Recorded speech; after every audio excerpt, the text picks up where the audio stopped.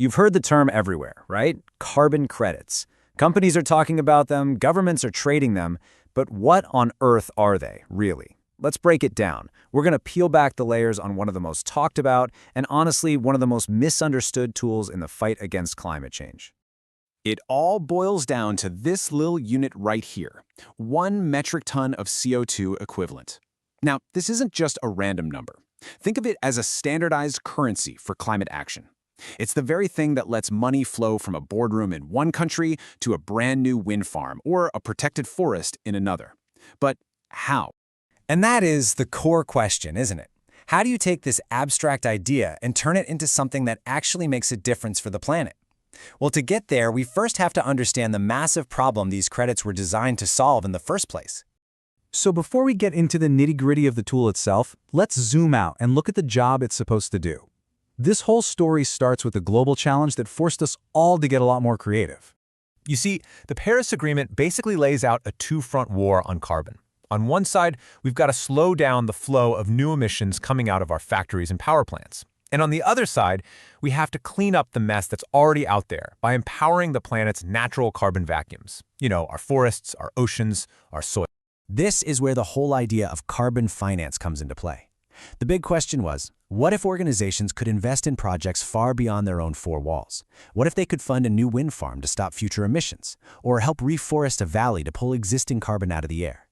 To do that at a global scale, you need a system, a trusted, standardized system. And building that, well, that took decades. So how do you even begin to build a global system for this kind of climate finance that everyone can trust? The foundation for it was actually laid way back in 1997 with a pretty landmarked international agreement. Yeah, carbon credits are not some new idea that just popped up. They've been evolving for a long, long time. It really started with the Kyoto Protocol, which was the first to float this idea of a carbon market. That idea grew into something called the Clean Development Mechanism, and eventually the Paris Agreement opened it all up to every nation. It's been a slow, careful process of building a financial tool for the entire planet. The Clean Development Mechanism, or CDM for short, was a total game changer. It created this really powerful economic incentive. The idea was pretty simple, really. Allow industrialized countries to fund green projects in developing nations. So what's the result? Well, global emissions go down, and just as important, crucial clean technology gets shared around the world. Okay, so we've got the history and we've got the why. Now let's circle back to that fundamental unit we saw at the very beginning. What is a carbon credit exactly? A carbon credit is, at its heart, a receipt. It's a verifiable certificate that proves 1 metric ton of carbon dioxide equivalent, that's CO2, plus all the other nasty greenhouse gases all rolled into one standard unit, has been either avoided or removed from the atmosphere. Every single credit has a unique serial number, it's tracked in a public registry, so it can only be claimed one time. It's designed to be a transparent, standardized unit of climate action. But for a credit to be legit, it has to pass one absolutely critical test. It's a concept called additionality. And folks, this is the cornerstone of the entire system. It means that the project, that wind farm or that reforestation effort, would not have happened without the money from selling the credits. It proves the climate benefit is real, and most importantly, it's additional. It's not something that was going to happen anyway. Now, these credits basically live in two different worlds. First, you've got the compliance market. That's where governments force big polluters to buy credits to meet legally mandated caps. But then there's the voluntary carbon market, the VCM. And this is where anyone, from a small business to a giant corporation to an individual, chooses to invest in climate action. They're not forced to, they want to. And that voluntary market is what we're really focusing on here. So, how does a real-world project, like planting a bunch of trees, actually get turned into a certified credit you can buy? Let's take a look at the actual process and the kinds of projects that can qualify. Broadly speaking, the projects fall into two main camps. You've got emission avoidance projects. These are proactive. Think of building a huge solar farm so that a coal-fired power plant is never even built. Then you have carbon sequestration or removal projects. These are the ones that actively capture and store carbon that's already in the air, like planting a forest that literally breathes in CO2. And we desperately need both. Okay, but who's actually checking the math? Who makes sure that 1 credit really equals 1 ton of reduced CO2? Well, that's the job of these independent standard setters. You can think of them as the auditors of the climate world.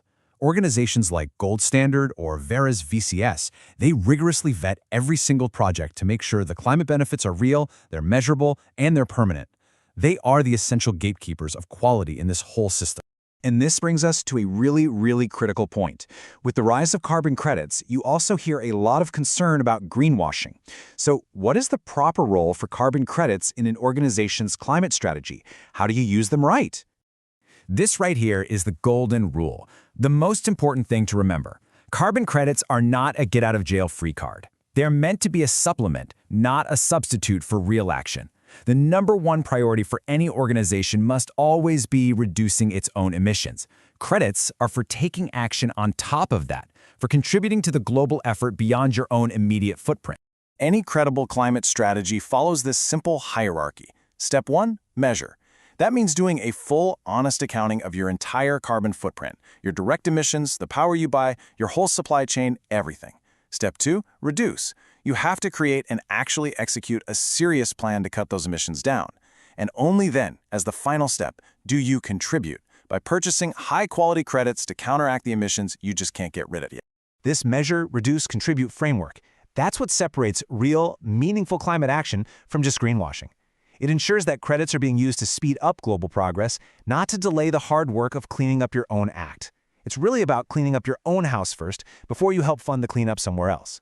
So in the end, carbon credits aren't some magic silver bullet. They're a financial tool, plain and simple.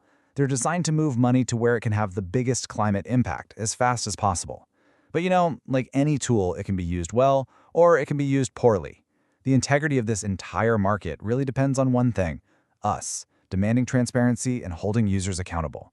The only question left is, are we up to the task? Thanks for joining this explainer.